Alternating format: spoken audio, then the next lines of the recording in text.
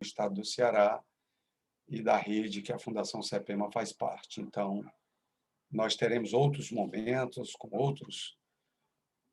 outros convidados e outras convidadas, né? Eu peço a Aurinete para me ajudar a descompartilhar aí, porque eu vou compartilhar aqui um pequeno vídeo. A gente vai começar de uma pequena reportagem, tá certo, sobre essa dimensão. Ela é curta, eu tenho alguns vídeos, tem uma apresentação. Vamos adentrar um pouco sobre a perspectiva do professor Josué de Castro, o brasileiro mais famoso, que deu maior contribuição em relação a isso, tanto do ponto de vista teórico como de ações, tá certo? E nós vamos começar com esse vídeo, tá certo?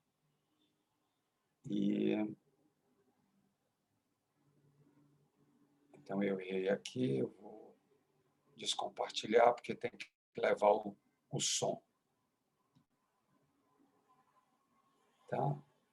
Então, levo aqui. Nós iniciamos com esse vídeo. Eu falo para todo mundo, não come, porque é a pior coisa do mundo. Você vê, tipo, um filho pedir uma coisa que você não tem. Como a gente diz, caçador, você caça para comer na noite. A gente que é mãe, a gente ainda aguenta, né? Para eles é uma dor física, mas pra gente é mais emocional, né? O custo da fome é muito maior do que o custo de você evitá-la. O que nós estamos fazendo aqui, nós estamos salvando vidas.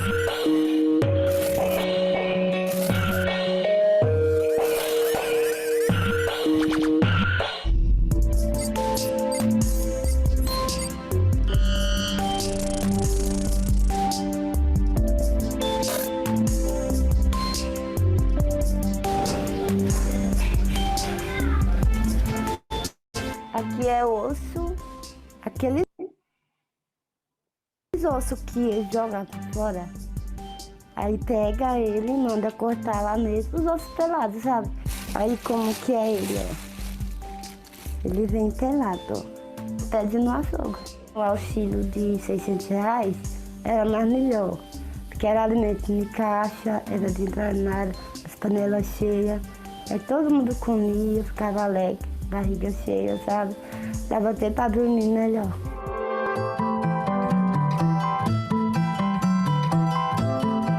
Mas às vezes o pão falta de manhã, principalmente pro meu molequinho. Às vezes ele já tomou café com farinha.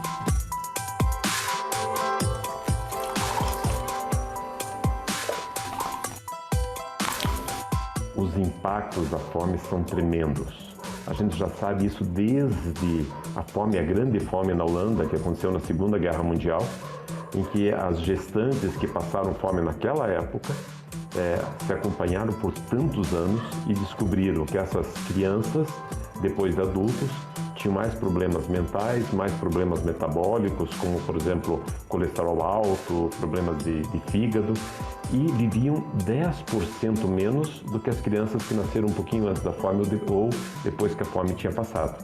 Então, o ciclo que a gente tem da fome hoje, especialmente a fome materna, nos 2 primeiros anos de vida, afetam não só a sobrevivência infantil, ou como é que a criança está hoje, mas tem um impacto para o resto da vida. Estamos na comunidade do Jardim Colombo, que faz parte do complexo de Paraisópolis. Nós temos uma população aqui com cerca de 15 mil habitantes. A questão da fome aqui no Jardim Colombo, ela se alastrou. A alta do valor desses alimentos impactou muito, porque do ano passado para esse ano, as pessoas elas começaram a ir no mercado e elas sentiram essa diferença. O preço aumentou muito. O óleo, o arroz, o alimento que é básico, ele subiu de uma maneira, assim, elevou de uma maneira exagerada. Nenhum país pode se declarar desenvolvido se tem parte da sua população passando fome. É um processo que não somente acaba atrapalhando a imagem do país em nível mundial, mas também economicamente não é benéfico para o país. Por quê? Porque o custo da fome é muito maior do que o custo de você evitá-la. Nós criamos o projeto Fazendeiras, que lida com a qualificação profissional das mulheres na área da gastronomia. A princípio, nós começamos com 5 mulheres da comunidade, que elas estavam desempregadas, e no ano passado a gente conseguiu remunerar essas mulheres para elas estarem preparando ali as marmitas para dentro da comunidade. E nós falamos assim, bom, gente, a situação está difícil, mas nós não podemos recuar. Apesar de todas as dificuldades, elas estão apoiando as outras. Elas não soltaram a mão um do outro, sabe? O que nós estamos fazendo aqui, nós estamos salvando vidas. Na hora que encontra esse problema junto à família, a sociedade tem que se mobilizar, ajudar, porque a fome é hoje. Eu preciso da ajuda hoje, mas sempre cobrar da autoridade pública. Afinal, os impostos que pagamos, os nossos impostos, devem ser aplicados e aplicados para aqueles que mais precisam. A minha mãe disse que quando eu nasci, que eu já nasci dando risada. E até hoje, tudo que eu vou falar, eu tô rindo. Não tem jeito. Tem que ser assim, né? Que for chorar, xingar, é pior. São 7 pessoas em casa, mas 7? A minha menina tá ali atrás. Ah, tá. Eu vou dar 3 então pra você, tá? Aí depois eu dou pra ela. Tá bom? A fome é uma coisa que dói muito, sabe? Hoje eu vou comer, viu, bastante.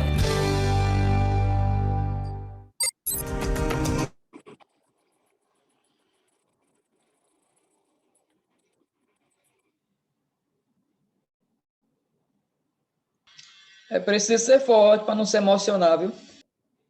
E aí...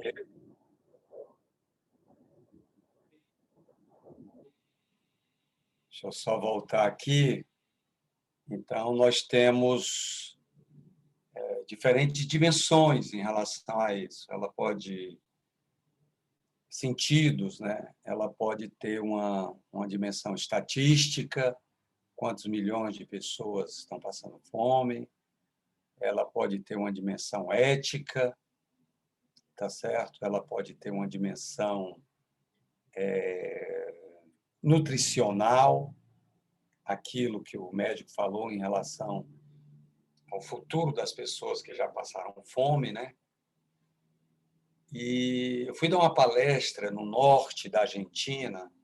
O norte da Argentina é uma parte mais fria, e fica no pé da Cordilheira dos Andes. Eu fui dar uma palestra lá para educadores de escolas agrícolas de toda a Argentina, muitos anos atrás. E essa palestra foi até escrita depois, eu não cheguei ainda a publicar. Mas eu disse nessa palestra, e parece que essa questão, infelizmente, está voltando, e vai se atualizar nos próximos anos, que não teria mais nada ecológico no Nordeste brasileiro, na época, de que alimentar uma criança. Tá certo? Eu disse, em outra palestra no movimento sindical em Fortaleza, eu me lembro que até o companheiro Ibiapino, recentemente ele comentou isso comigo, que até no sistema, até um calango come no Nordeste ou na periferia de Fortaleza. Um calango na rede alimentar, ele come diariamente. E nós temos seres humanos hoje que não vão comer. Tá certo? E essa palavra, antes que a gente passe para o próximo vídeo, essa palavra dessa mãe, de algumas mães, né? Nós não somos mãe como homens, né? A dimensão é outra. E ela disse, dói muito, a fome dói muito. Então, tem essa dimensão também, a fome dói. E deve doer muito para uma mãe hoje que não consegue alimentar os seus filhos e filhas. Então, ela tem essa dimensão. um cantor de forró aqui, muito famoso, ele é sanfoneiro, isso está publicado, eu vou dizer o nome dele porque está publicado. Ele publicou isso numa entrevista, ele dando uma entrevista, o Dorival Dantas. Ele passou muita fome quando era pequeno, ele contando isso, lá no Rio Grande do Norte, que ele é de lá. E ele disse que a mãe dele, eles tinham muita fome à noite, e a mãe dele fazia um caldo para dar na mamadeira para eles dormirem. Ele dizia que aquele caldo era muito importante, que depois ele conseguia dormir. E depois de muitos anos, ele descobriu que não era caldo, era simplesmente água com açúcar, que a mãe dele enganava os filhos para os filhos poderem dormir. Tá certo? Então, essas dimensões, elas são várias dimensões, e isso tem uma memória. Tem uma memória genética, como falou o nosso médico. As crianças, né, que passam fome, elas terão uma qualidade mental e de saúde física prejudicada por toda a vida. E também aquilo que a mãe falou no vídeo, né, a questão afetiva, né, dói muito para quem, se você tem um sobrinho, se você tem um filho, vê ele com fome, né? Nós vamos passar para mais um vídeo. Eu preparei o material aqui, tem mais um vídeo, que ele é curtinho também. Ver se eu localizo ele aqui, vou compartilhar. Ele deve estar aqui, não é esse. É esse aqui, eu acho que é esse aqui. Vamos voltar aqui para ele. Aí eu tenho que voltar porque tem que compartilhar o som, né? Me perdoe aqui. Aí tem aqui, o som já está marcado. Vamos ver se a gente consegue aqui passar esse vídeo. Um dos pontos mais importantes comentados do discurso do presidente Jair Bolsonaro na Assembleia Geral da ONU foi esse. No Brasil, apesar da crise mundial, a produção rural não parou. O homem do campo trabalhou como nunca, produziu, como sempre, alimentos para mais de 1 bilhão de pessoas. O Brasil contribuiu para que o mundo continuasse alimentado. Garantimos a segurança alimentar a 1/6 da população mundial. O Brasil desponta como o maior produtor mundial de alimentos. Impressionante, né?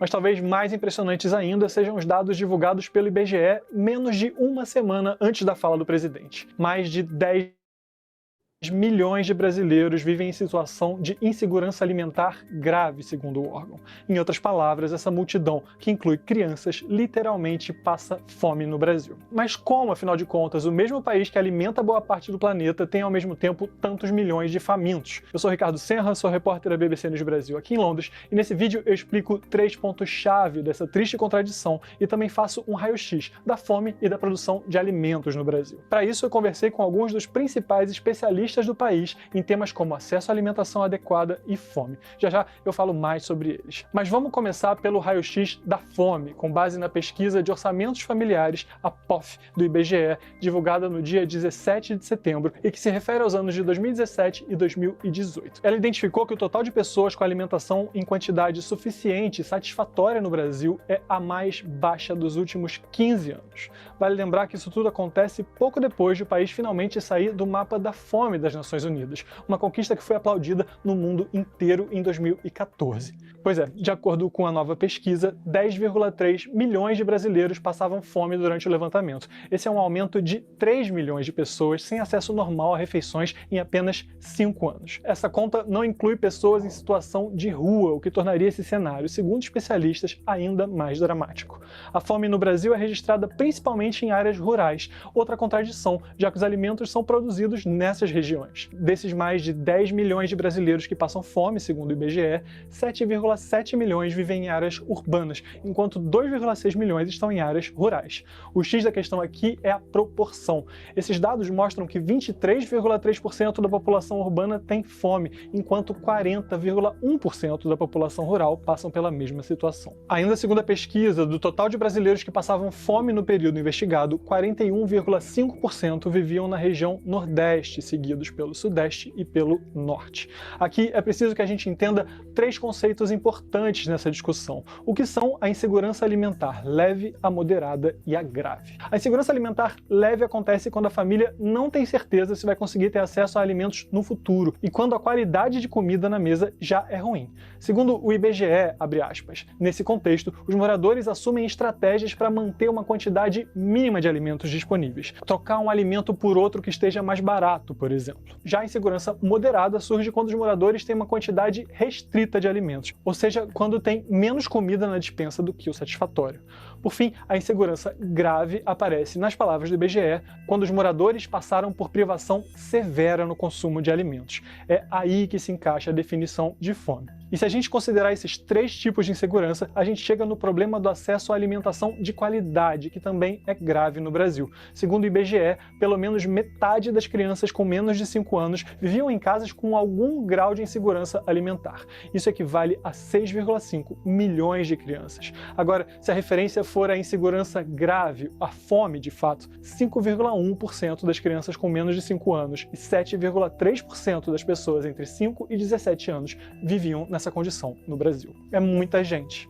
Isso me traz para o segundo ponto desse vídeo, o raio-x da produção de alimentos no Brasil. Diferente do que o presidente Jair Bolsonaro afirmou, o Brasil não desponta como o principal produtor de alimentos do planeta. Hoje é o 3º atrás só da China e dos Estados Unidos. Segundo a Associação Brasileira da Indústria de Alimentos, que é o maior representante da indústria de alimentação do país, o Brasil exportou comida para mais de 180 países no último ano. E essas exportações movimentaram 34,1 bilhões de dólares só no ano passado. A maior parte, 36,8, foi para a Ásia, principalmente para a China. Em seguida, vem a União Europeia, com 18,8% das exportações, e o Oriente Médio, com 14,3%. A associação traz informações interessantes. A gente é o 2º exportador mundial de alimentos industrializados em volume e o 5º em valor. Somos o 1º produtor e exportador de suco de laranja em todo o mundo, o 2º produtor e o 1º exportador mundial de açúcar, o 2º produtor e o 1º exportador mundial de carne bovina, idem para carne de aves. A gente também é o 2º exportador mundial de café solúvel, e essa me surpreendeu. O Brasil é o 2º produtor mundial de bombons e doces.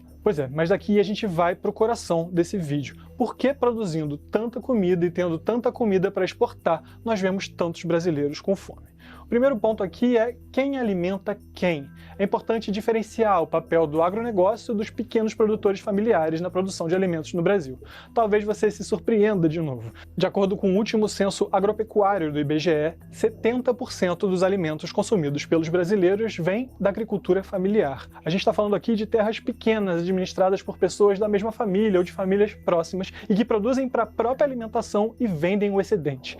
A agricultura familiar é diferente das grandes monoculturas de soja ou de café ou daqueles grandes pastos da pecuária do agronegócio. Ela produz uma diversidade enorme de alimentos, de mandioca e hortaliças a milho, leite e frutas, e é graças a ela que o nosso prato pode ser farto e colorido, como recomendam os nutricionistas. Já o famoso agronegócio, que corresponde aos grandes produtores e é responsável por boa parte do PIB brasileiro, tem representantes em vários níveis da política, ele é principalmente destinado à exportação.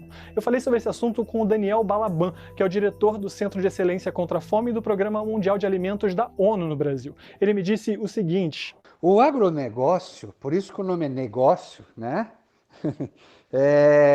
Ele vai onde pagam mais, onde ele ganha, tem mais lucro.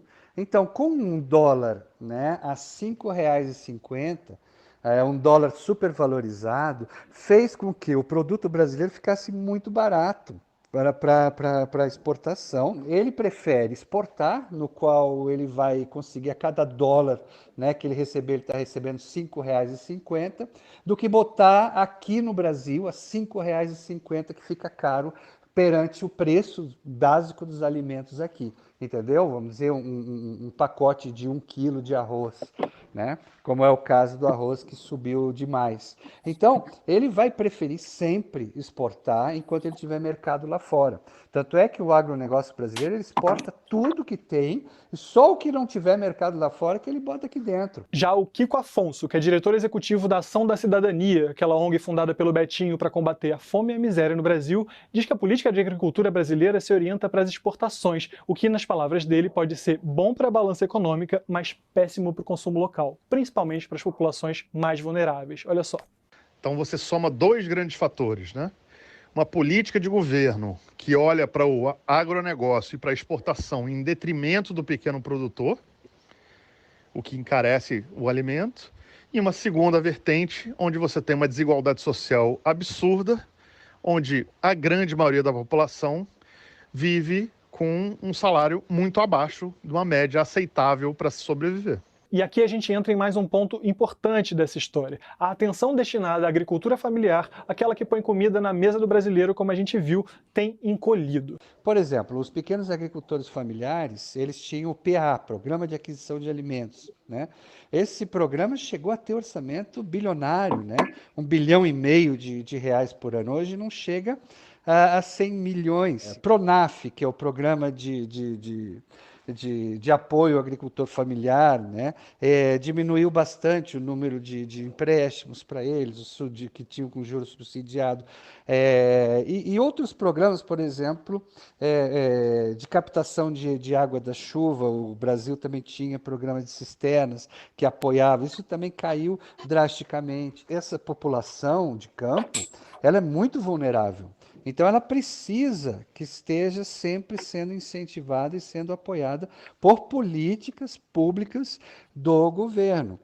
E estamos falando de muita gente que pode morrer por causa de fome nos próximos meses no Brasil.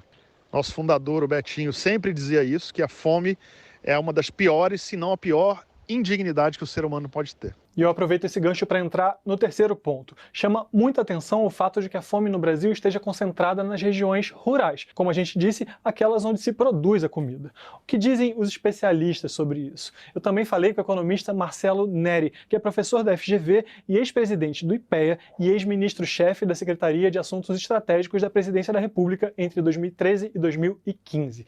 Ele me disse que, abre aspas, o morador do campo é o mais pobre, é o que produz alimentos, mas não ganha o suficiente para comprá-los. Em 2019, segundo o professor, 53% dos 20% mais pobres do Brasil e 10% dos 20% mais ricos do Brasil declaravam que faltava dinheiro para alimentação. Já no resto do mundo, segundo ele, os números eram 48% nos 20% mais pobres e 21% nos 20% mais ricos. Ou seja, ele explica, os nossos pobres têm hoje mais insegurança alimentar do que no resto do mundo, enquanto os nossos mais ricos têm menos. É a famosa desigualdade do Tupiniquim, ele diz. Os outros especialistas concordam com ele. O Brasil teve muitas políticas de ajuda aos pequenos agricultores familiares no passado. E essas políticas perderam força nos últimos governos, já no final do governo da Dilma, Temer e agora. Então isso faz com que, além deles diminuírem a produção, eles não produzirem e acaba tendo fome no campo. E elas acabam tendo que migrar ou para centros urbanos para morar em favelas e regiões super pobres, em condições super difíceis, ou elas têm que se adequar a trabalhar para esses grandes agronegócios. Agora, uma pergunta que muitos de vocês podem estar se fazendo é a seguinte: como é que a pandemia do novo coronavírus afeta o cenário da fome no Brasil? O Daniel Balaban, do Centro de Excelência contra a Fome do Programa Mundial de Alimentos da ONU, responde essa pergunta. É triste dizer isso, mas o Brasil tem uma renda média de R$ 480.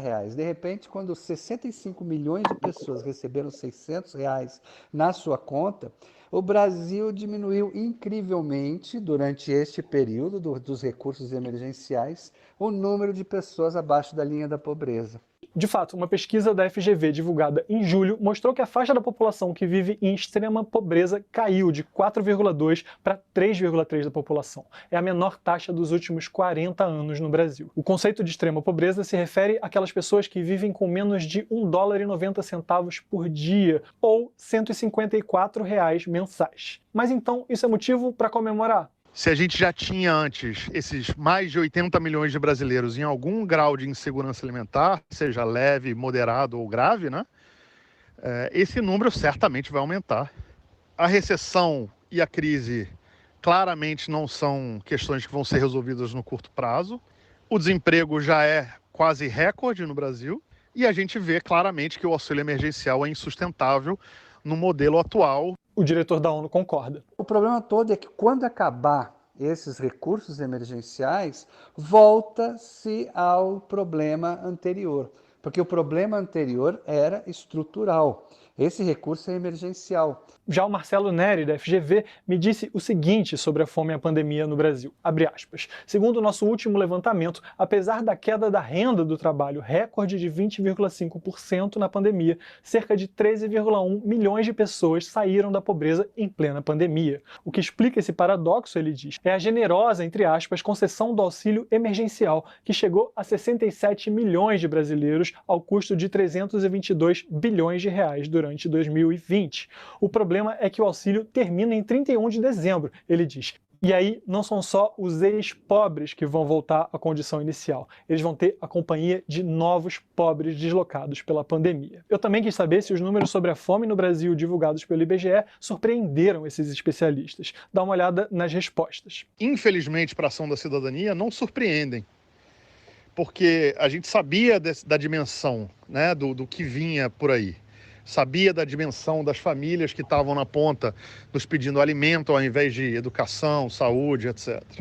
Quando a pessoa abre mão desses outros direitos para pedir comida, é porque a situação realmente está muito grave. O Marcelo Neri trouxe novos dados e disse que os resultados da pesquisa do IBGE desafiam aqueles que acreditam que a fome é coisa do passado no Brasil. Abre aspas. Antes que ataquem o mensageiro, observamos o mesmo drama em evidências internacionais sobre o Brasil. A proporção daqueles que não têm dinheiro para comprar alimentos cai de 20% até 18%, e depois sobe para 30% em 2017 e 2018, o que é consistente em termos de período e prazos com a última pesquisa do IBGE. Esse mesmo patamar de 30% é mantido em 2019. A gente aqui na BBC News Brasil vai continuar acompanhando os números e principalmente as histórias reais de milhões de brasileiros e brasileiras que estão passando fome nesse momento. Obrigado por nos seguir até aqui. Eu espero que esse vídeo tenha ajudado vocês a entenderem, a conhecerem mais sobre esse triste cenário. E logo, logo a gente volta com mais vídeos. Até! Então, bom dia aos amigos que chegaram. Bom dia. Chegou.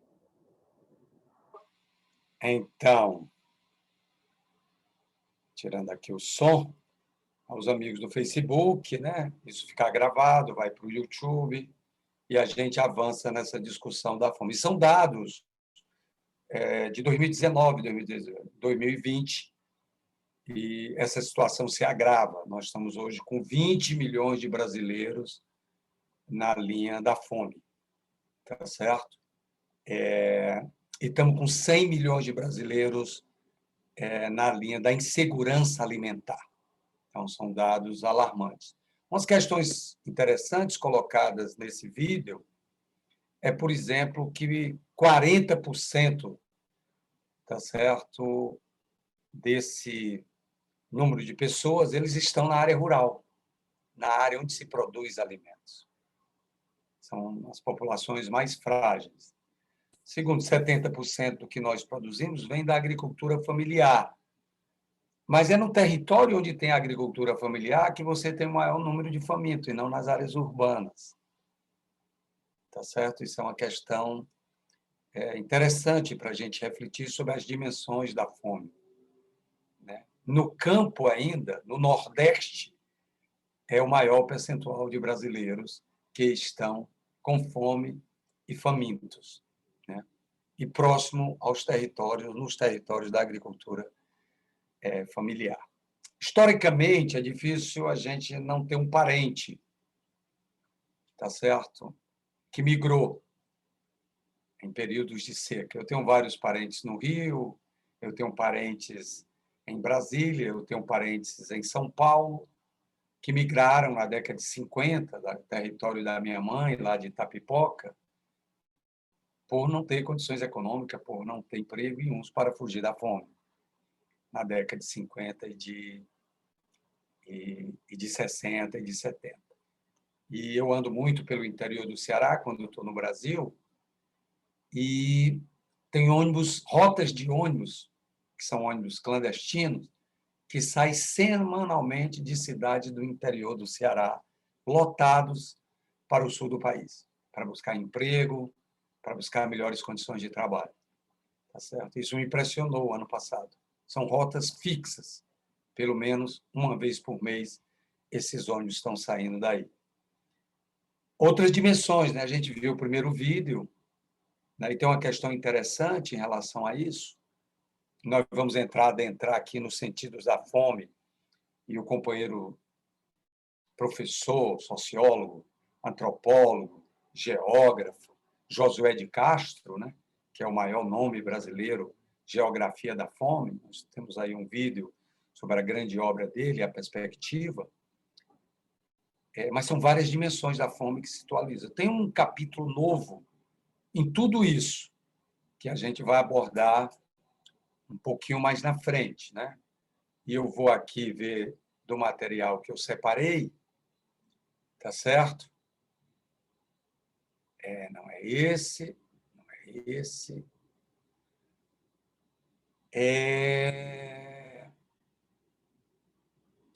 Nós vamos ter aqui uma questão planetária. Mas eu vou começar com o professor Josué de Castro, tá certo? Sobre a vida e sobre a obra dele. Esse é um vídeo longo, eu vou postar aqui para vocês ao lado, nós não vamos passar por todo o vídeo, mas é Josué de Castro, um cidadão do mundo. Um vídeo já antigo, mas ele é bem atual, né, pela obra e pela dimensão que nós estamos tendo, né? Então, vamos aqui. Aqui estamos. Compartilhamos. Eu espero que o som... Vocês me falem se o som foi junto.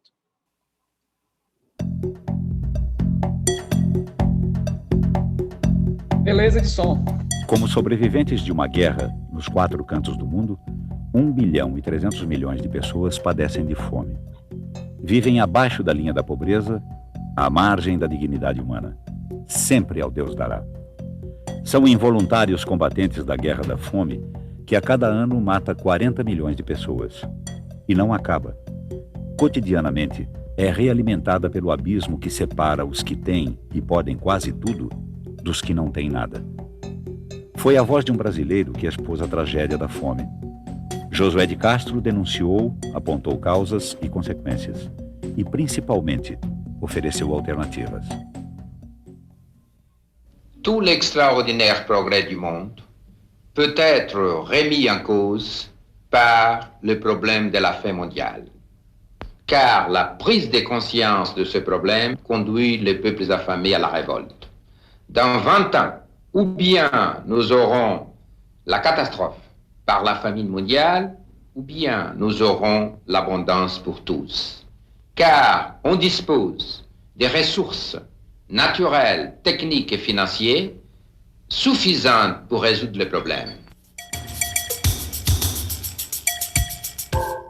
Josué Apolônio de Castro, pernambucano de Recife, nasceu no dia 5 de setembro de 1908. Aos 21 anos formou-se em medicina, em filosofia aos 29. Médico, professor, cientista, geógrafo, sociólogo, foi acima de tudo humanista. A fome e a paz eram suas obsessões. Em 1935, com 27 anos de idade, produziu o primeiro estudo sobre as condições de vida dos operários de Recife. Documento contundente motivou a criação do salário mínimo no Brasil. Autodidata, poliglota, era apaixonado por cinema, vaidoso e sedutor. Aos 28 anos, casou com a Miss Pernambuco Glauci Pinto, companheira de toda a vida, com quem teve 3 filhos. Publicou 22 livros. Foi traduzido em 25 idiomas. Seu livro Geografia da Fome, de 1946, desenhou o mapa da fome no Brasil. 5 anos depois, publicava Geopolítica da Fome, Registro e Denúncia da Miséria no Mundo. Presidiu a FAO, Organismo das Nações Unidas para Alimentação e Agricultura. Foi deputado federal e embaixador do Brasil na ONU. Recebeu o Prêmio Roosevelt, da Academia de Ciências Políticas dos Estados Unidos, o Prêmio Internacional da Paz e o título de Cidadão do Mundo. 2 vezes foi indicado para o Prêmio Nobel da Paz. Em 1964, foi cassado pelo regime militar. Morreu no exílio, em Paris. Tinha 65 anos e muita saudade do Brasil. Denunciei a fome como um flagelo fabricado pelos homens contra outros homens. Assistiremos nos anos futuros ou à integração econômica do mundo ou à desintegração física do planeta. A paz depende mais do que nunca do equilíbrio econômico do mundo. A segurança social é mais importante do que a segurança nacional baseada nas armas. Só há um tipo de verdadeiro desenvolvimento, o desenvolvimento do homem. Tecnicamente, o mundo não morrerá de fome. A fome é um problema político. Nem capitalismo, nem comunismo, mas uma outra coisa. Um dia, é possível que a sociedade em conjunto se constitua como organismo único. Os ingredientes da guerra são o ouro e as bombas atômicas. O ouro acumulado à custa do sofrimento e miséria de 2/3 da humanidade. E as bombas produzidas pela aplicação pervertida da ciência a serviço da destruição e da morte. Os ingredientes da paz são o pão e o amor. Sou um homem interessado pelo espetáculo do mundo.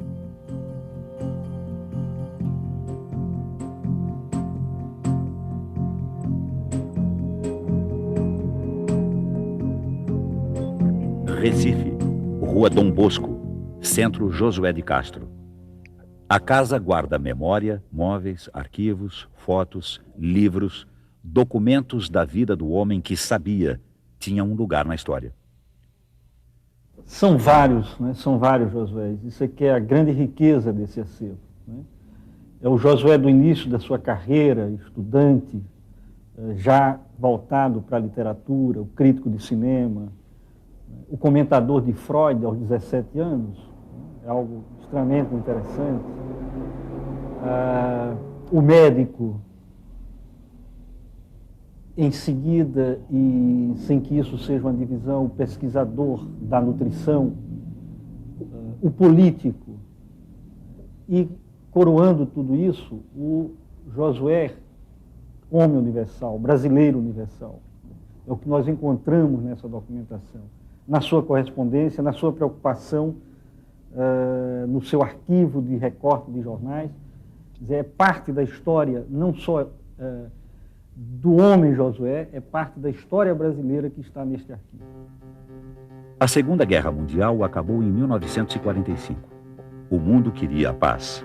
Gente dos 4 cantos da terra pensa, agita, trabalha por um mundo melhor.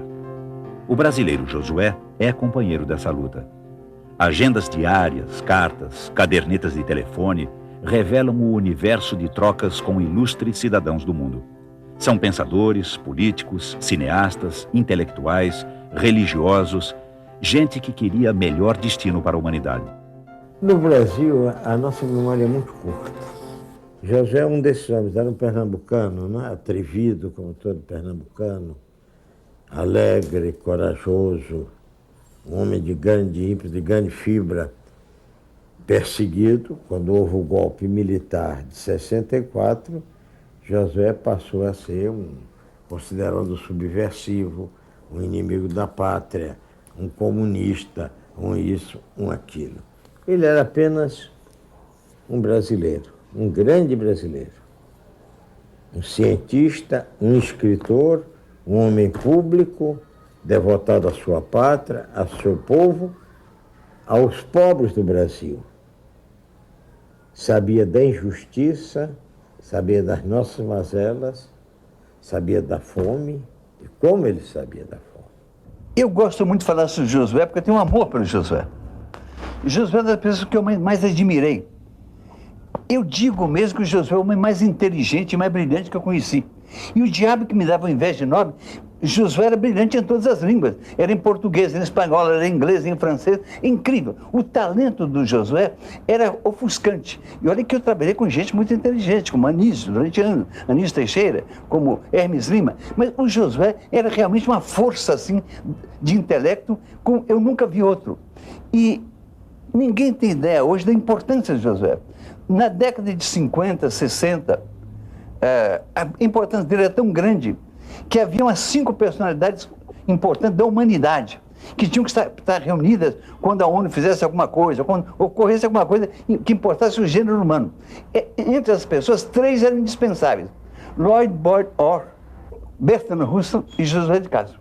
Então, era normal que Josué fosse convidado, porque Josué era considerado internacionalmente como um homem admirável. Eu considero que Josué era um homem que era não somente um grande cientista social, um nutricionista, mas era um homem de uma grande sensibilidade, de um grande humanismo, de maneira que ele encarou a questão da fome como um problema que ultrapassava os limites de um homem preocupado mais com literatura. Ele, ao invés de escrever romances, como fez Elis do Rego, Raquel de Queiroz, Graciliano Ramos, ele preferiu fazer ciência para descobrir os métodos de resolver a questão da fome. Na Faculdade de Medicina do Derby, que antigamente era somente a faculdade, não pertencia ainda à universidade, havia um professor muito conhecido pelas suas aulas brilhantes, pela maneira como ele se comunicava com os alunos, e esse professor era Josué de Castro, em 1933, por aí.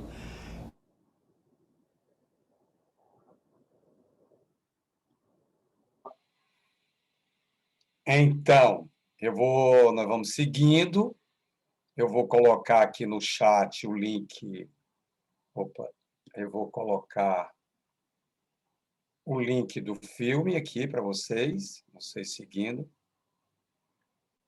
Certificados, a Aurinete cuida aí com vocês. Já tem, viu, Rodolfo? Ela já tem os e-mails, nós já terminamos os blocos, ela já pode enviar o certificado para as pessoas do nosso bloco, né? De outros cursos já estão sendo enviados. Josué de Castro, essa introdução à obra dele, e a atualização do que ele disse, né? Na sua genialidade. Né? Ele alertava já na época, ou a gente resolve essa questão da fome, ou nós vamos por uma crise planetária. Tá certo? E aí a gente entra num fator que hoje não estava muito claro em relação àquilo que o Josué colocava na época. Não havia ciência clara e documentada sobre isso, é que, além de ser um problema político hoje, como sempre foi a questão da fome, tá certo? Ela, eu acho que está apresentando aí, ela se coloca numa nova era da humanidade.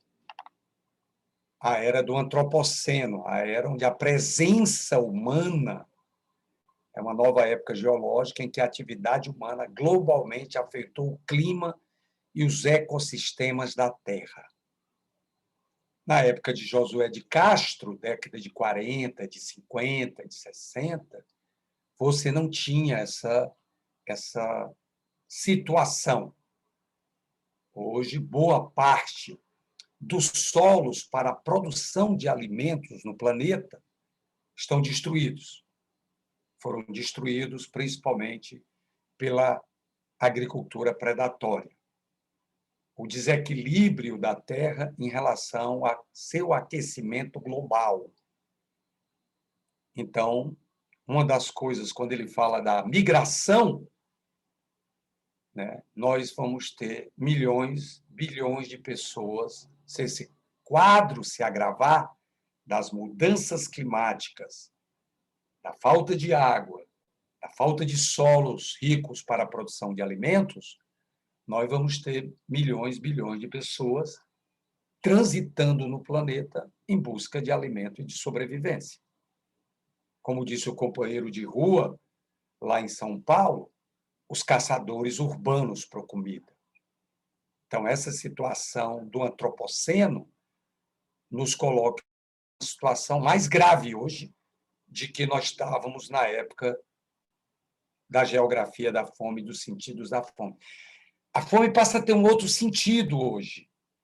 A globalização desse processo, tá certo? E o limite do planeta, que são os limites planetários.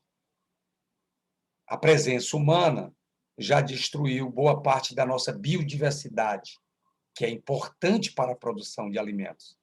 A presença humana já ultrapassou aquilo que é o uso da água e dos solos, inclusive para a produção de alimentos. Se nós tomarmos em conta o Ceará, 70% onde está a agricultura familiar está em processo de desertificação. Tá certo? E isso ameaça a produção de alimentos. E isso vai provocar e vem provocando mais fome na área rural. E aí não é talvez de se estranhar que a grande maioria daqueles que passam fome estão nos territórios agrícolas, mesmo com todo o avanço, né, das terras, de assentamentos, de reforma agrária, a situação que a gente chega. Com tudo que foi feito nos últimos 30, 40, 50 anos, o maior centro de fome ainda é nas áreas da agricultura familiar e nos territórios do semiárido no Nordeste. Tá certo? Então, a alteração climática, quando você junta essas dimensões do Josué de Castro, daquilo que foi colocado no filme, das políticas públicas, nós tínhamos mais de R$1 bilhão do governo federal dedicado aos programas de compras de alimentos da agricultura familiar. Isso foi reduzido para menos de 100 milhões. Tá certo? Nós tínhamos políticas de cisternas que acabaram, questão dos recursos hídricos. Nós tínhamos o Pronaf, que também diminuiu em quase 90%. Além disso, nós temos as mudanças climáticas que afetam diretamente, vão afetar essa nossa região aqui. Tá certo? E isso vai significar o aumento disso aqui, ó, menos saúde, menos água, menos alimentação, nessa pobreza, né? Passando um pouquinho para cá, tá certo? Olha a produção de alimentos que o Brasil tem, do que é que tem arroz, quem produz o quê, tá certo? Se a agricultura familiar e a não familiar. E o Brasil bate esse ano, 2021, um recorde na safra de grãos. E nós estamos com 100 milhões de pessoas na insegurança alimentar, quando a gente está batendo recorde de produção de grãos no Brasil. O aumento da temperatura e a produção de alimentos, tá certo? Isso é uma coisa que vai nos afetar diretamente nos próximos anos, na próxima década. E esse quadro aqui que eu já mostrei antes, né, são produtos importantes de combate à fome, que já se agrava, tá certo, com mais de 20 milhões que não têm o que comer diariamente. E essa dimensão territorial, a dimensão do solo, da vida, da biosfera, da ecologia, daquilo que a natureza nos dá.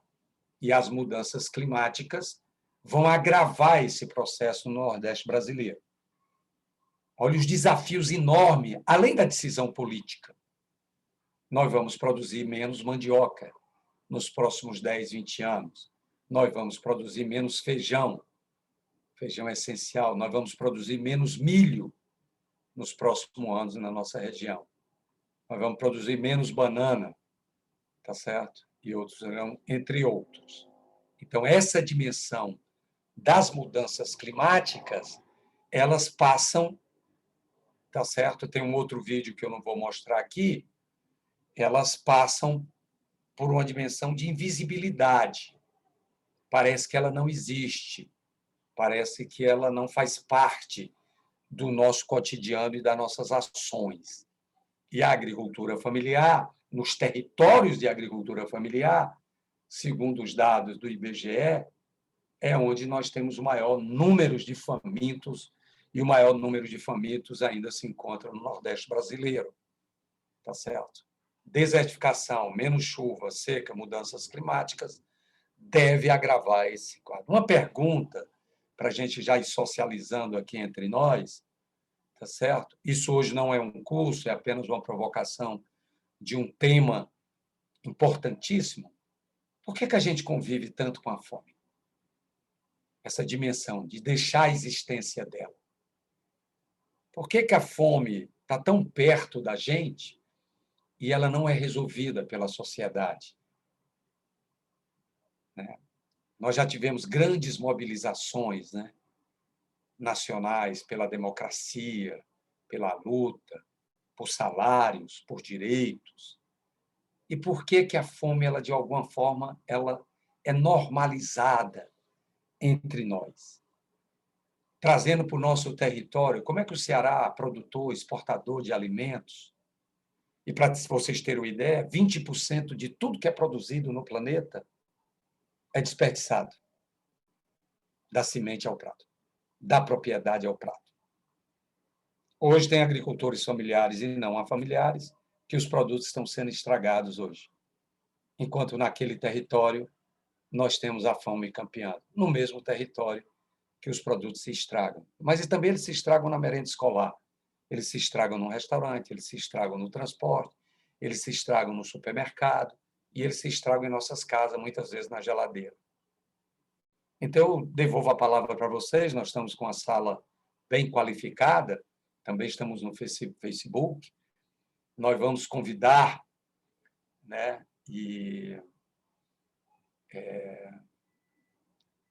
um sentido de fome que, além do que eu vejo, é um período no Brasil, está voltando, os sinais de Fortaleza eram cobertos de crianças pedindo alimento. E, como vocês sabem, eu tenho uma vida desde o exílio, um pouco na Suécia. E eu tenho um filho que hoje tem 17 anos, e ele tinha 4, 5 anos de férias aqui no Brasil, o Malco, e tinha uma criança ali pertinho da praia pedindo comida, e eu abaixei a porta do carro e dei um dinheiro para ele.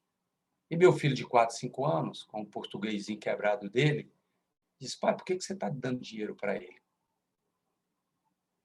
Porque em alguns territórios do mundo a fome não existe mais. A falta de alimento. Na Suécia é um deles. E eu tive que explicar para o meu filho o que era fome. Que aquela criança... Isso me doeu profundamente e me marcou até hoje. E outra, numa luta muito grande, eu fui pai aos 20, e eu estava desempregado, e minha companheira estava na Maraponga, ali perto do Detran, e eu já estava alguns meses desempregado, tentando um bico na construção civil, eu era auxiliar do setor imobiliário, tinha 21 anos, 21, e ela me diz: o leite do menino não terminou. Era mais ou menos 4 horas da tarde. E ela disse: não tem leite para a mamadeira do menino à noite. E aquilo me marcou, e eu entrei em desespero, e acabei passando um cheque para segunda-feira, um voador para comprar leite. São em dimensões individuais, que na trajetória, além desses milhares de agricultores que eu convivo nos últimos anos, tive na África, né? Mas no Nordeste brasileiro, na década de 80, né? E, infelizmente, a situação está voltando. Devolvo isso para vocês, está aberto, né, esse processo, nós vamos continuar esse debate, mas, por favor, o microfone está aberto, a palavra é de vocês.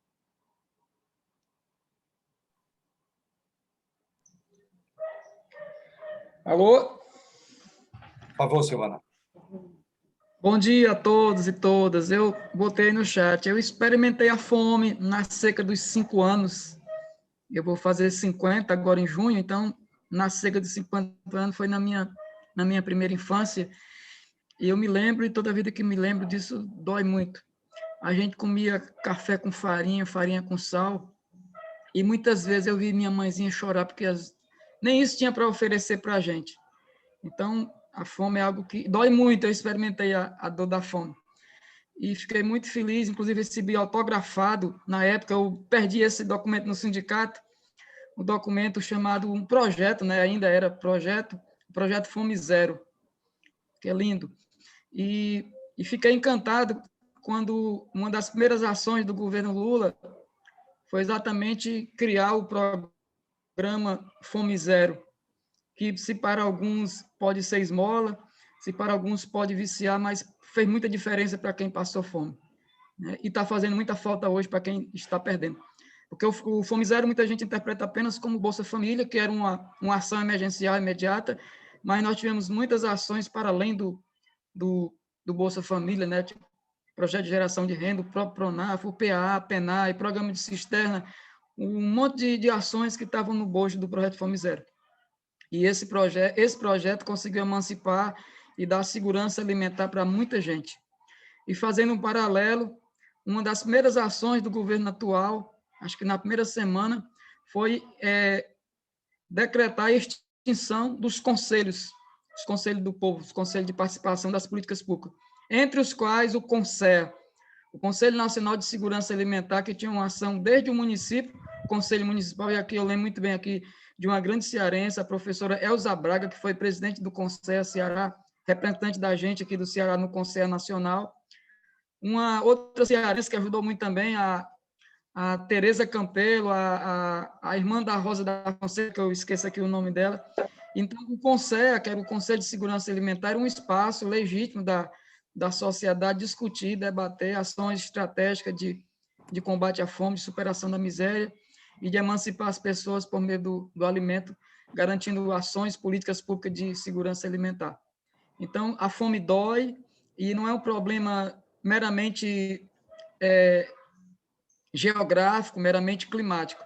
É também um problema político. Por isso eu fiz esse paralelo, né? Se teve um governo que criou uma ação para alimentar os pobres, para dar a eles mínima dignidade de comer 3 vezes ao dia, veio outro governo que extinguiu o CONSEA, que é o Conselho de Segurança Alimentar. Então, muito obrigado aí, professor Adalberto Alencar, por mais esta aula, e parabéns para todos nós que estamos tendo, em plena pandemia, na hora do almoço, falar de fome, né? Aprender tanto, né, nessas palestras, nessas aulas. Muito obrigado, professor. Obrigado aos ouvintes do Facebook, se quiserem se colocar, fazer pergunta. Genaro Azevedo está por aqui. Na década de 80, conheci o Bolsão da Seca, GESCAP, em Cariré, Aiuaba, Xaramubim, tempos difíceis. Precisamos de pessoas como a irmã Dulce, que serviu muito bem aos pobres, né? Uma coisa que me inquieta e que vai ser trajeto aí dessa nossa discussão nos próximos anos é aquilo que eu volto para as próximas intervenções, porque a gente aceita conviver com ela. De alguma forma ou de outra, a gente aceita. No estado do Ceará, nós estamos pelo menos 16 a 20 anos aí em governos democráticos, se esforçando para o fortalecimento da agricultura familiar, mas, mesmo assim, parece que a prioridade dos nossos investimentos e aquilo que o professor disse, que eu achei interessante, o agronegócio. Parece que a grande prioridade nossa, involuntariamente, às vezes, é o negócio, mesmo pequeno, e não o extermínio da fome no território como o estado do Ceará. Como é que uma sociedade ainda rica como o estado do Ceará, nós temos capacidade de fazer viadutos, estradas, que às vezes precisamos, gastando em obras alguns bilhões, mas convivemos ainda, aceitamos conviver. Ou será que não é possível eliminar a fome em 10 anos no território como o do Ceará? Ou será que não é possível eliminar a fome estrutural em 20 anos no território do Ceará? Ou num pequeno município produtor de alimentos? E por que a fome ainda, o maior celeiro dela, é em territórios da agricultura familiar que nós produzimos? Será a seca? Será o que será? Devolvo a palavra para vocês.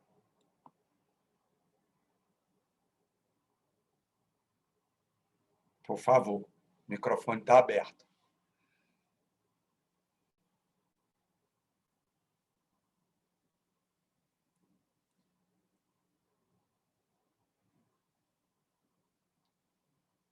Nós estamos aqui com o Genário, com o Rodolfo, com o Rafael, com a Ilha. A Ilha escreveu aqui, parabéns ao CPEMA por todo esse conteúdo.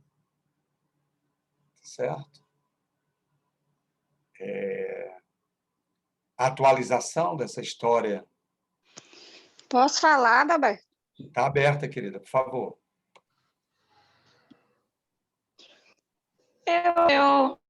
Primeiro, bom dia a todo mundo, né? Esse assunto, né, de hoje, como todos os assuntos, é muito relevante, importante, principalmente para quem passou por todo esse processo de fome que presenciou. Eu queria, assim, lembrar, né, assim, que me parece que a gente está, de certa forma, voltando um passado muito triste, que no período lá da ditadura militar, né? Na década de 78, a gente já estava saindo um pouco, mas que a gente via muita gente nos sinais, muitos trabalhadores, agricultores, com seu chapéuzinho na cabeça, pedindo esmola nos sinais, nas principais cidades, né? No caso, em Fortaleza, a gente viu isso. E nós estamos presenciando novamente. A gente passa no trânsito, a gente já vê uma quantidade de pessoas muito grande que tinha desaparecido, né? Durante os governos Lula e Dilma, a gente já não via mais. Então, a gente está voltando isso. Eu lembro muito bem que, nesse período, a gente já tinha associação aqui na comunidade. Foi no período que entrou, né, o governo Sarney, que aí já começou a ter as ações de negócio de leite, né, vale leite, que as famílias pegavam para poder sustentar e alimentar seus filhos. Então, assim, é muito triste a gente ver um retrocesso, né, a volta disso, com muita força, como a gente está presenciando. As comunidades que a gente vive, né, eu vivo já há muitos anos, mas a gente também vê repetir a cena nos sinais, né? Muita mãe de família com as crianças, muitas crianças. Então, assim, é muito deprimente a gente perceber que nós estamos voltando a um passado muito escuro, muito difícil de viver, não é? Então, assim, eu queria levantar isso porque esse é um assunto que deve ser discutido com abrangência muito grande para as pessoas terem clareza e conhecimento, né? Porque conhecimento é uma arma, né, de defesa para que as pessoas possam pensar.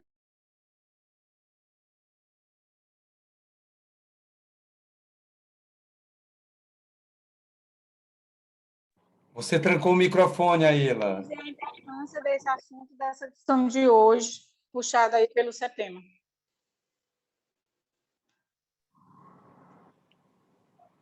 Muito obrigada, Aila. Eu não sei se cortou, se você ainda quer colocar mais alguma coisa. Não, concluí. Por exemplo, o território do Baturité, né? Nós estamos aí com articulação. Qual o tamanho da fome no território do Baturité? Qual é a geografia da fome, como colocou Josué de Castro? Né? A Karina aqui, ali de Guaiúba, né?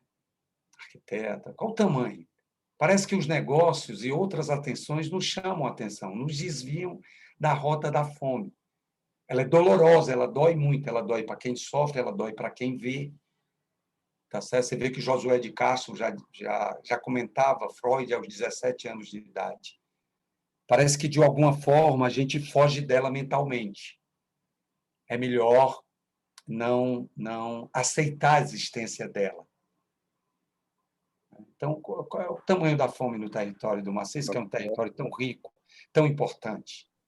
Como é que uma cidade como Mulugu, com uma biodiversidade tão rica, com mansões, inclusive algumas eu passo lá em frente, o tamanho da fome? Por que não há um impacto nesses territórios em relação ao fim dessa fome em alguns territórios nossos? Tá certo? Então, uma indagação que eu deixo, eu tenho aqui um outro, esse é Custinho, tá certo? Esse é Custinho, eu vou ver aqui se passo ele é mais recente.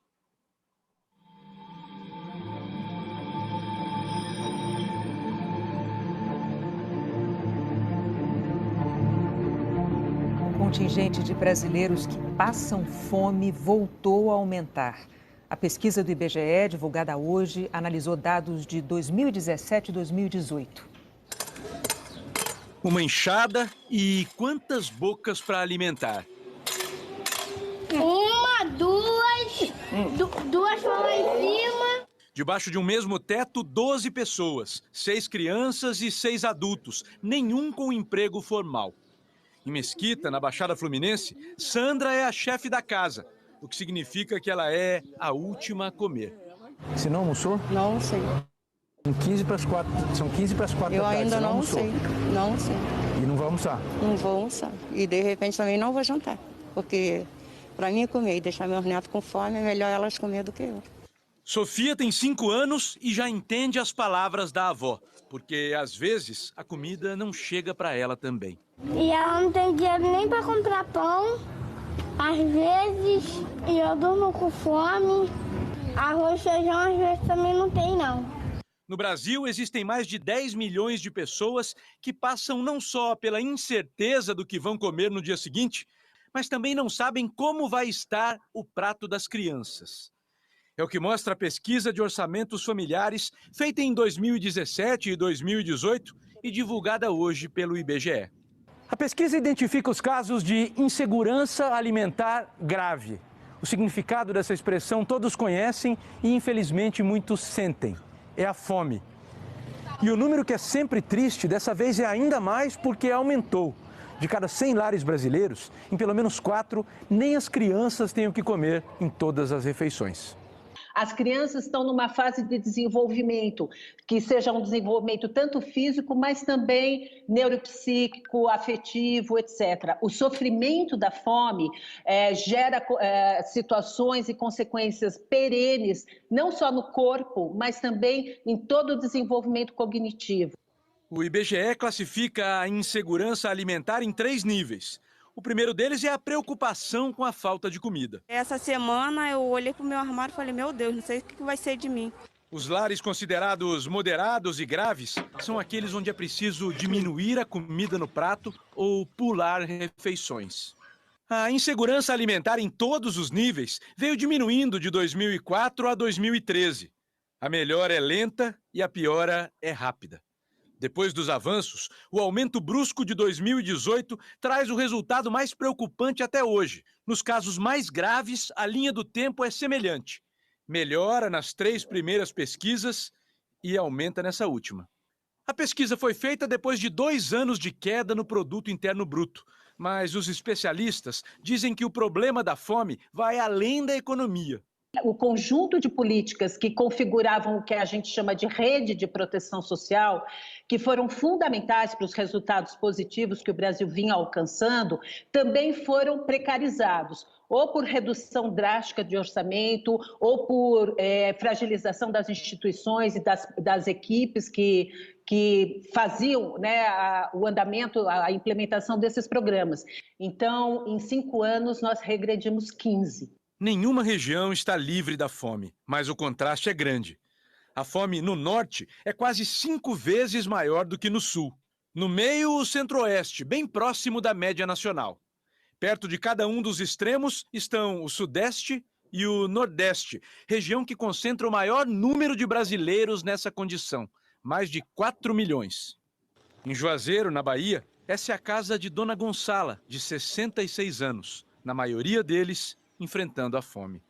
Dá uma dor por dentro, aquela dor na cabeça, aquela vontade de chorar, aquela vontade de derribar no mundo.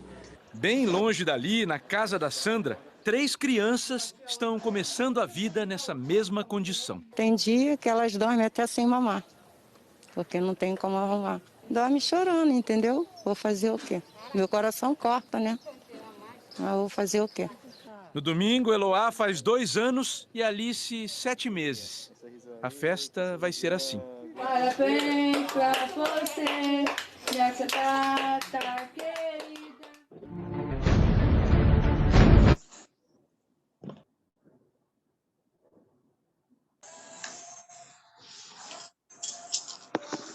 Dentro dessa perspectiva, nós vamos trazer...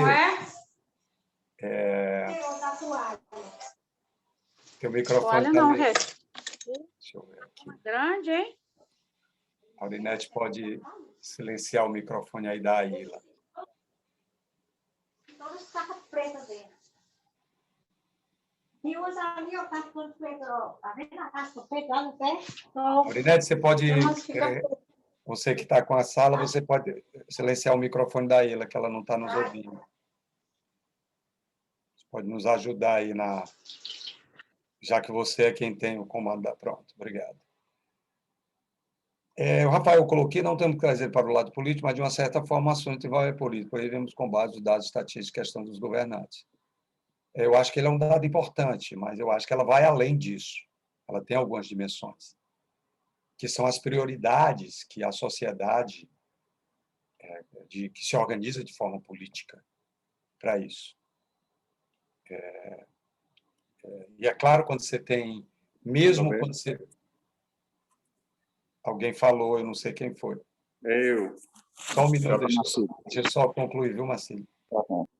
Então, mesmo quando você tem uma política estruturante de governo, e aí você põe os governos municipais e os governos estaduais, tá certo? E os empresários e a sociedade a nível local. Por que ela não é a prioridade? Por que sempre os negócios, né, é a prioridade e não o combate à fome, ao desperdício? Tá certo? Porque tanto estímulo à criação de negócios, de cooperativas, de associações, talvez porque isso vai combater a fome a médio e longo prazo, essa geração, mas aí alguns estudiosos dizem a segurança, o sistema de segurança social. É o desemprego. Vou dar um exemplo para vocês da Suécia, para passar a palavra para o Marcelo. Tem cidades na Suécia que tem 56% de desemprego no norte da Suécia. Tá certo? Jovens que estão desempregados, cidades pequenas, com 3 mil, com 5 mil, não tem emprego, não tem indústria, só tem velhos. E essas pessoas migram para Estocolmo, migram para... Isso é um fenômeno mundial. Mas por que essas pessoas não fazem fome lá? Porque é uma prioridade da sociedade, na sua discussão política, que elas têm uma cobertura social, elas têm direito a apartamento, elas têm direito a um salário cidadão, então elas não passam fome. A economia, ela vai marchando de outras questões. Uma coisa simples, talvez seja uma comparação grotesca, você desempregado ou não, a escola pública está aberta para seu filho ir lá para a escola estudar. Você desempregado ou não, o posto de saúde está aberto, o hospital está aberto para você ser atendido. E aquela coisa que é central, que é comer todos os dias, parece que não é uma coisa essencial. Você tem a escola, mas não tem o que comer.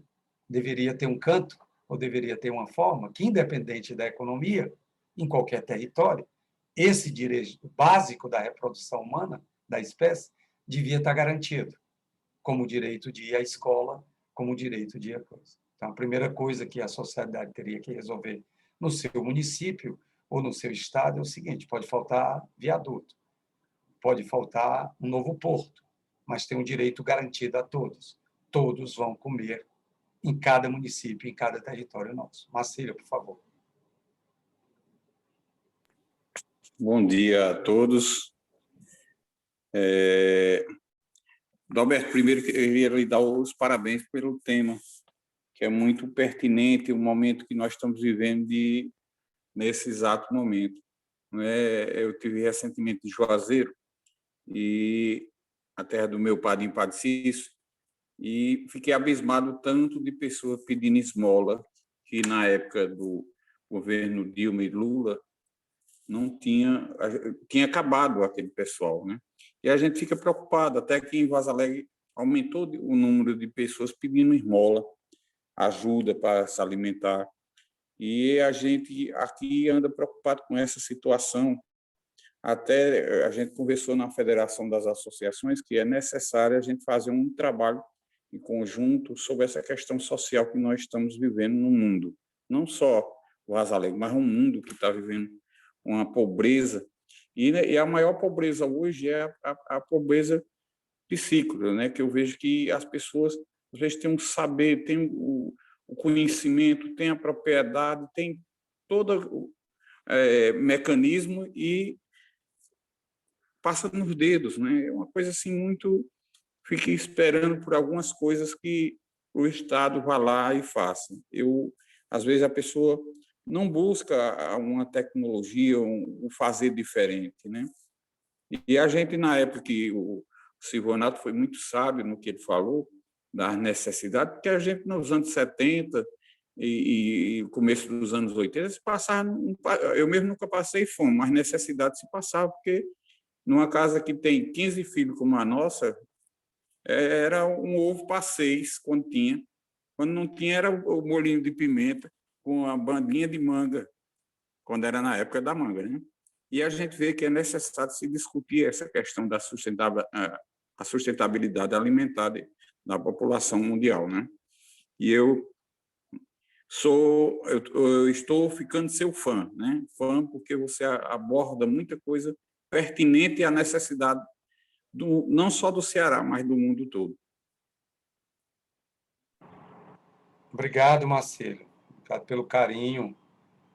E eu acho que tem uma questão, a Karina escreveu aqui, ela pode falar um pouquinho sobre isso.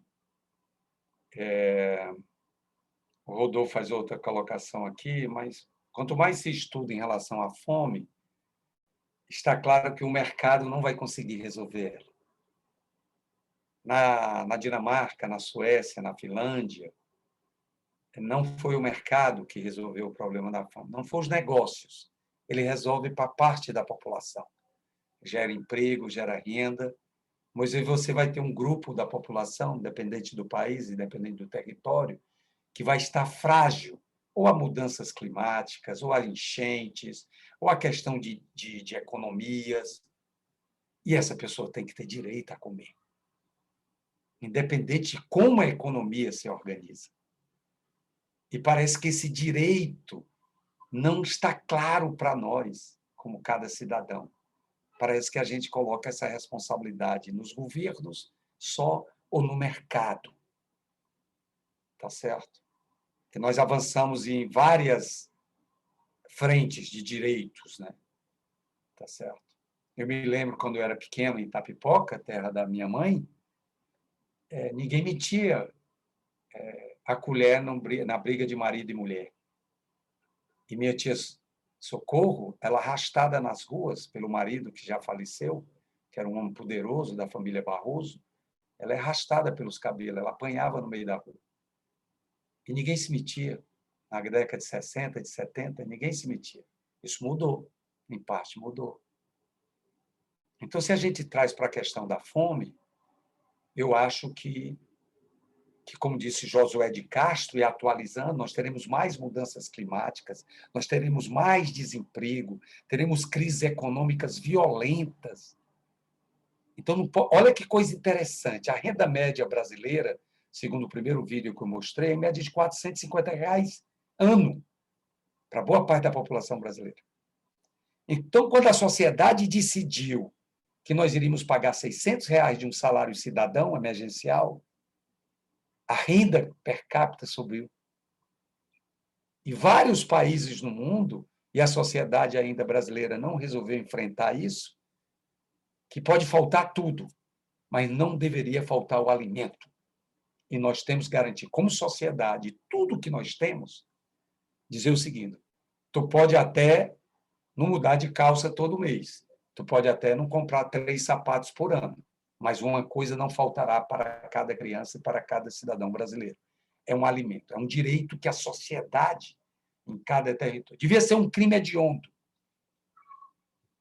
Hoje tem a poluição ambiental, hoje tem um crime ambiental, hoje tem um crime de alguém que bate numa mulher, hoje tem um crime hediondo pela pedofilia. Deveria ser um crime hediondo existir a fome num território, num município.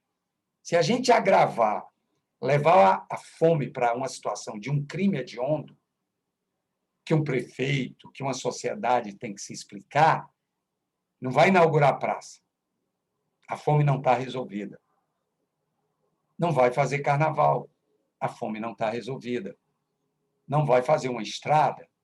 A fome... Estou fazendo uma caricatura mas é preciso que a nossa contribuição é que ela é real, ela vai aumentar, ela está aumentando. Nós teremos milhões migrando nos próximos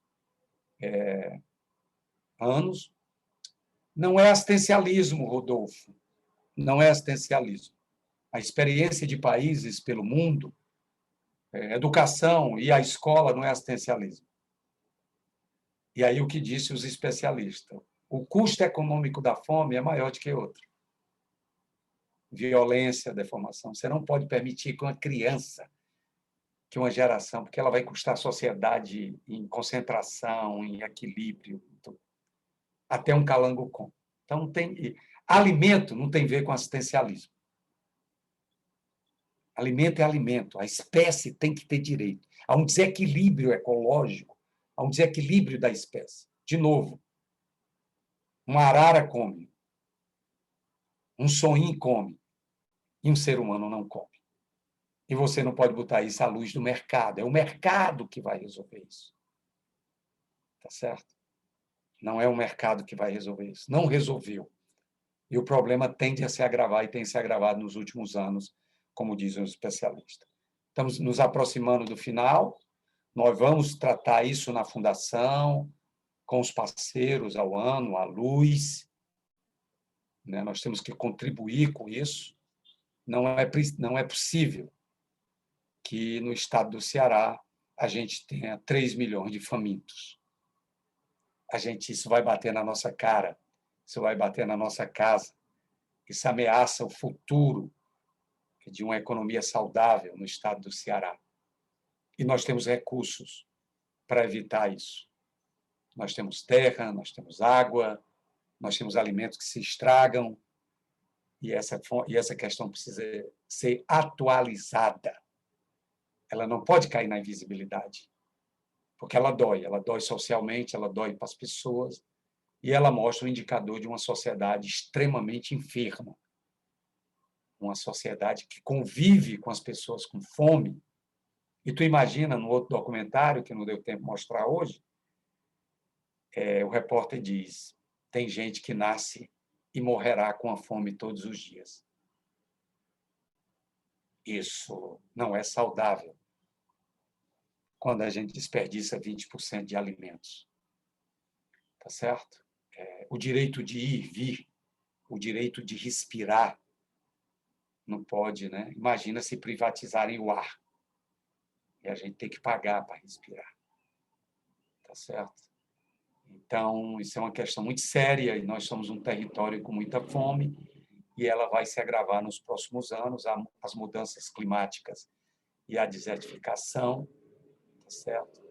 E aí a gente imagina nas nossas reuniões de planejamento, de agroecologia, de mercado e dos empreendimentos e da certificação, a gente sempre dizer, ei, a fome está aqui.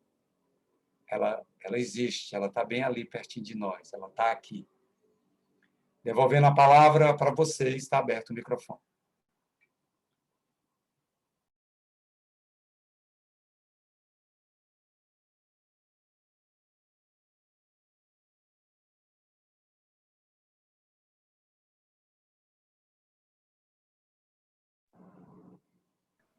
Bom, já que ninguém abriu Por favor, Karine. Eu até escrevi no chat, porque eu não sabia se era tempo de falar. Eu vou começar pela minha angústia, que é diária, desde que começou a pandemia, ela é muito mais forte nos últimos 14 meses, que são um aumento considerável de moradores de rua, de pessoas passando fome, sim, em todas as esquinas, sinais, nas ruas. Enquanto isso, a prefeitura está reformando avenidas que eu não entendi por quê, e não estou vendo nenhum benefício e muito dinheiro. Mas, ao mesmo tempo, como a gente vai conviver, eu ando muito a pé na região que eu moro, então você vai passando a conhecer rostos, vozes, histórias. E a minha angústia e a minha dúvida quase que diária é assim, quando eu participo de algum trabalho social que eu conheço, o bairro, a entidade, ou aquele grupo, enfim. A gente sabe para onde a comida está indo, para uma pessoa, para uma escola, para uma família, enfim, para grupos. Na rua, eu sempre fico no dilema, dou ou não, porque muitas vezes as próprias crianças, elas são tipo isso, elas recebem da gente e saem correndo para entregar para um adulto. Muitos mesmo a gente vê claramente que estão... O microfone está com problema, Karina. Eu também entendo que Karina. a droga não é nada mais do que um busca Karina, um alívio de um... teu microfone está horrível, ele está como se tivesse areia dentro. Tá ruim, é? Ah, o pessoal está reclamando. Ai, meu Deus. Peraí, eu vou tirar... Dá para me ouvir melhor assim? Alô? Ixi, está realmente bem. Dá para me ouvir melhor assim ou não? Sem fone? Está mais ou menos do mesmo jeito. Está do mesmo jeito, né? Eu vou ainda formatar assim que terminar, mas agora eu acho que eu não consigo resolver. Mas, em resumo, seria isso, assim, essa angústia de saber se dá, quando dá, como dá, porque eu vim de uma família que passou sede e fome. Então, eu não passei, mas eu sei a dor que é, meus familiares nunca deixaram a gente esquecer disso, de onde a gente veio. Mas ver as pessoas usando os alimentos para outros fins, então eu queria saber mais uma opinião, mas é mais um compartilhar de ideias.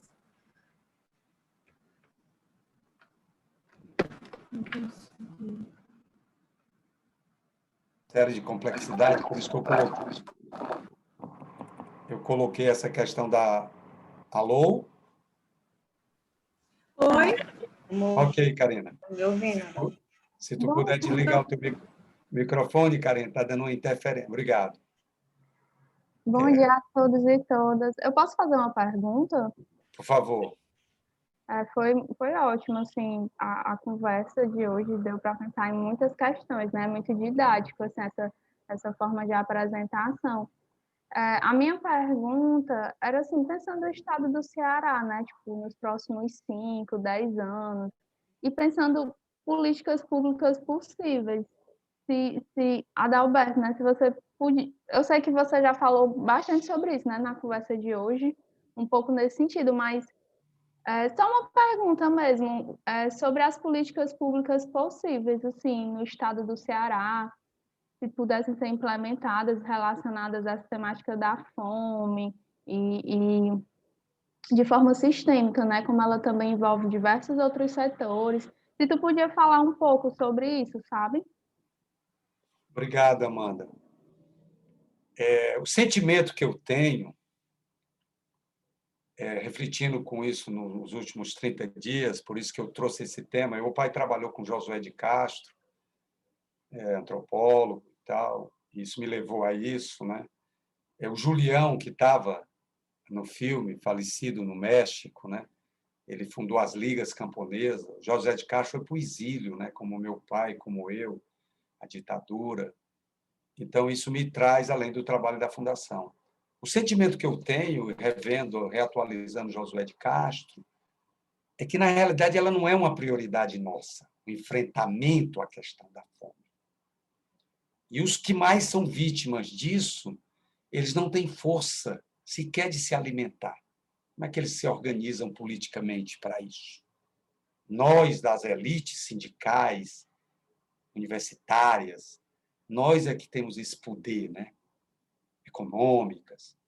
E o sentimento que eu tenho, depois de todos esses anos na agroecologia, e do avanço, olha que o Brasil avançou muito, o Estado do Ceará avançou em agroecologia, e, ao mesmo tempo, convivendo com a fome.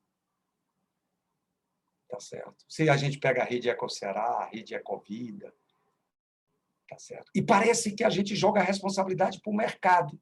É através do emprego, da renda. E quando a gente olha os estudos, não apontam para isso. As experiências não apontam para isso. O mercado vai ter crise. O mercado sempre vai gerar milhões de desempregados.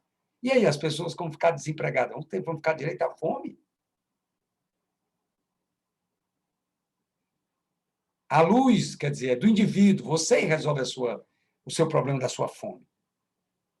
As melhores experiências de combate a soberania alimentar, a segurança alimentar, não é dessa forma.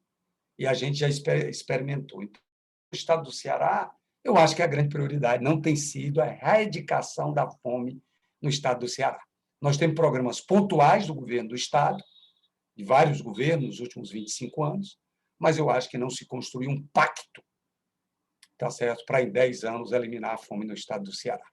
E ela passa por algumas experiências, tá certo? Hoje você tem velhos em asilos, pobres, que a família abandonou, que não... essas pessoas têm que comer.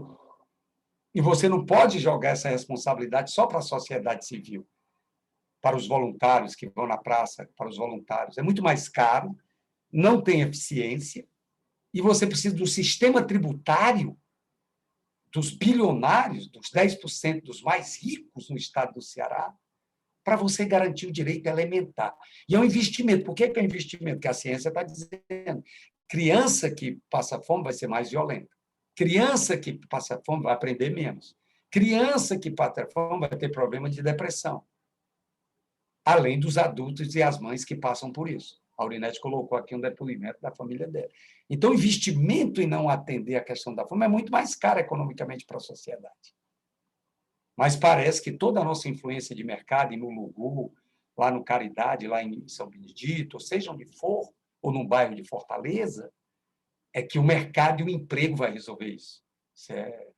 Josué de Castro já dizia, não será isso. Você terá uma parte da população, 5% da população, aí está aparecendo os dados, na época, 5 milhões de nordestinos, então, o mercado não vai resolver isso. Se você pegar o pique de economia do governo Lula, lá, do melhor momento econômico, tinha milhões ainda na fome. Então, você tem que ter uma estrutura social que garanta a soberania, segurança alimentar para essas pessoas. E pode ser feita de diversas... Olha a infraestrutura maravilhosa que nós temos nas escolas. Você tem 37 institutos federais de educação. Boa parte deles tem cozinha. Você pega as escolas municipais, elas têm cozinha. Você pega as escolas estaduais, elas têm cozinhas. Mas nós não tínhamos isso há 30, 40 anos atrás. E essas escolas, às vezes, estão fechadas à noite.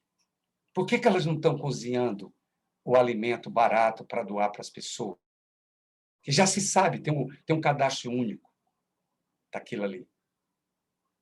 Por que não se reverte alimentos que podem se estragar? Já tem algumas experiências. Então, não há um grande pacto para identificar. Nós temos os roteiros do mel, nós temos o roteiro do café de sombra, nós temos o roteiro do turismo, nós temos o roteiro dos caprinos e ovinos.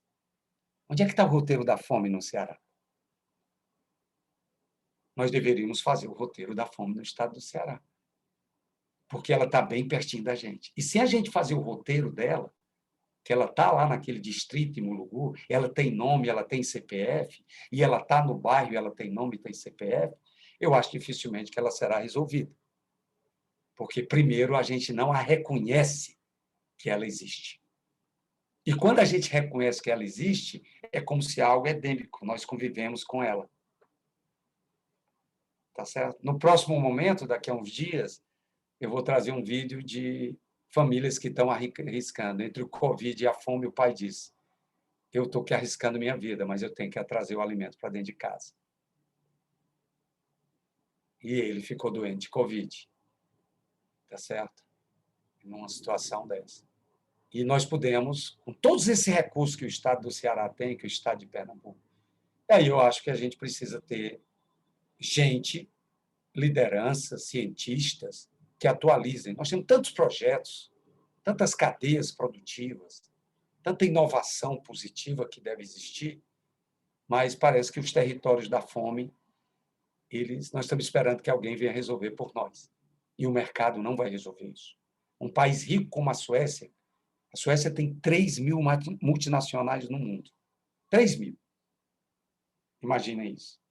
A Volvo é sueca, a Scania é sueca, a Alfa Laval é sueca, a Tetra Pak é sueca, o Spotify é sueco, a Electrolux é sueca. São 3 mil multinacionais. No Ceará, no Brasil, são 280. E lá tem pessoas desempregadas. E se não houvesse uma cobertura social, essas pessoas estariam passando fome, como tem na Inglaterra. Na Inglaterra tem fome, muita fome. Tá certo? As pessoas passam fome na Inglaterra porque não tem um Estado que garanta o mínimo para a pessoa. E os estados menos violentos, mais justos, são aqueles que garantem o mínimo. E para mães solteiras, criança com fome deveria ser um crime de guerra. Se a Covid está matando aí 500 mil brasileiros, e nos toca, porque é um cidadão nosso, um amigo, um parente que morreu, quantas fomes mata por ano? Devia ser um crime hediondo. Ou a gente eleva, encarece isso, e de todos os recursos que cada um de nós tem, tá certo? Da prioridade que a gente escolhe na vida, tá certo? A gente devia ter essa lembrança que até um calango come. Mas tem hoje crianças no estado do Ceará que não vão comer. E não é por falta, não é porque não haja alimentos no território do Ceará. Não é porque não há recursos financeiros para isso. É que parece que nós não resolvemos enfrentar esse problema de diversas formas, Amanda. E aí ela tem que ser uma prioridade, ela não pode, ela só se tornará prioridade de governo quando ela for prioridade da sociedade. Ela não é prioridade dos governos, porque ela não é uma prioridade da sociedade. Tá certo? A gente acaba cuidando da nossa vida e a nossa vida acaba indo para frente, independente de quem está com fome ou não. Tá certo? E aí, a gente, quando dói muito, a gente até se envolve numa sopa importante, numa distribuição de alimento, mas não será suficiente, porque nós precisamos de uma estrutura social que seja garantida. Se vai ter seca, pode ter seca, não terá fome. Se chove demais, pode chover, mas não terá fome. Tá certo? Se tem desemprego, terá desemprego, mas não terá fome. Nós teremos outros problemas, mas não um problema de fome em nossos territórios, em nossos bairros, em nossas cidades. Porque se estragam alimentos, riqueza estão concentrada na mão de outros, tá certo? E nós podemos ter uma infraestrutura. O governo do estado, por exemplo, tem um programa na SEASA, com a primeira-dama, que distribui alimentos. Mas é uma atividade pontual. Atividade pontual. Nós vamos passar mais 20 anos. Nós temos 16 anos agora com Camilo, Cid, bons governos, Lúcia Alcântara, outros. Até quando nós vamos conviver com a fome no Ceará? Até quando a gente, com os nossos filhos e netos, até quando isso vai nos envergonhar de conviver com isso? Tá certo? Se alguém não tem mais algo a dizer, foi colocado aqui alguns links, né? E a gente tem que apontar caminhos. E eu acho que alguns estados e políticas públicas internacionais e políticas públicas que existem, é um direito do Estado, tem a ver com o governo. O PAA, que é um programa de aquisição de alimentos, que ajudou nesse processo, a doação de alimentos que o Estado compra e doa para idosos em asilos, né, que trabalharam tanto toda a sua vida, tá certo? E chega no final da vida, não vai ter um prato de comida para comer. Que sociedade é essa nossa? De ver até artistas, produtores culturais, artistas nossos, que vão ter que ir para um asilo. Então, nós precisamos de uma estrutura social, como nós temos educação, como nós temos saúde, que garantisse em cada território nosso. Então, acho que a experiência que o Brasil já teve, algumas experiências que nós estamos dando, eu acho que é uma questão também do governo federal, mas não só. Nós temos municípios muito ricos, como São Paulo, por exemplo, que é a maior economia da América Latina, e que campeia a fome no território de São Paulo. É menor do que na área rural. E um dilema: como é que em territórios de produção de alimentos, como no Nordeste, a agricultura familiar, tem a agricultura familiar e ao lado tem a fome? Aqui se estraga alimento, aqui não. Então, vamos trazer outros temas, outros especialistas, e da nossa parte, tanto individual como da Fundação CEPEMA, a gente foi colocado aqui o CONSER, né? Se acabou o CONSER nacional, os CONSERs estaduais, mas os municípios podem ter CONSERs municipais, né?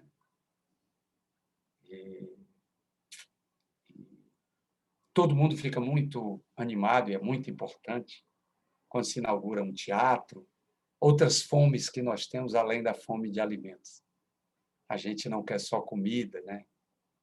Diz o poeta do rock, né? Mas nós não podemos, né, aceitar mais entre nós a existência de uma fome crônica e de estruturas, né? Sociedade rica, produtora de tecnologia.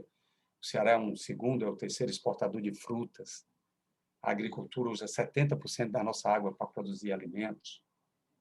E essa contribuição, essa reflexão nossa, né, da Fundação, e tem outros fazendo também, e a gente atualizar isso entre nós, né? Alguns são gestores públicos, né? Outros não, outros são pesquisadores, outros são empresários, outros são sindicalistas, outros são agricultores familiares. Agradecer a vocês por mais um momento. Nós estamos aí com as novidades. Em junho, nós vamos lançar alguns canais aí no YouTube.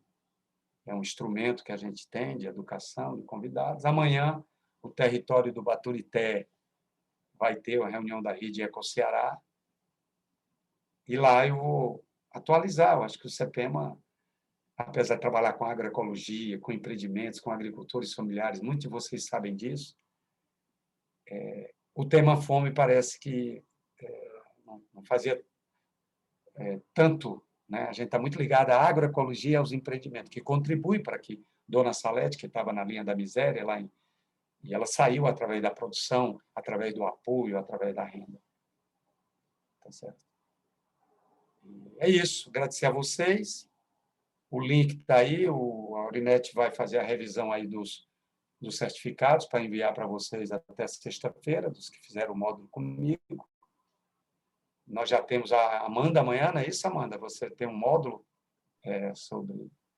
Sim, aproveitando, inclusive, para convidar todos e todas que estão presentes hoje nesse espaço. Amanhã a gente tem uma atividade muito bacana, voltada para jovens, são acompanhados pela rede e em processo de expansão. Esse ano, uma grande tarefa é fortalecer a rede de juventude, pensando a agricultura familiar no Nordeste, ODS. Fica o convite para todos e todas. E um dos objetivos do ODS é exterminar a fome em nossos territórios.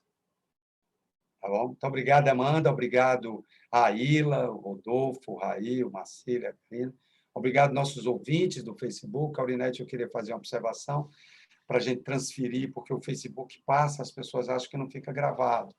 E a gente começar a transferir para o YouTube, né? Porque lá as pessoas têm mais acesso de todos os cursos que ocorreram, né? Nós vamos continuar nessa pegada, fortalecendo a educação à distância, mas já aos poucos a vacinação aumentando, tá certo? A gente ter as atividades sempre presenciais nossas, né? Principalmente agora a partir de julho, né? Muito obrigado de coração, mais um momento rico entre a gente, tá? Um tema indigesto, né? Uma realidade indigesta nossa. E o Brasil é um país muito rico em biodiversidade e nós temos que nos reinventar, né, e pactuar nos próximos anos que nós temos que, independente de governo, independente de economia, nós criarmos uma geração que não aceita a existência da fome entre nós. Tá bom? Um beijão, muito obrigado e até a próxima. Obrigada a todos e a todas.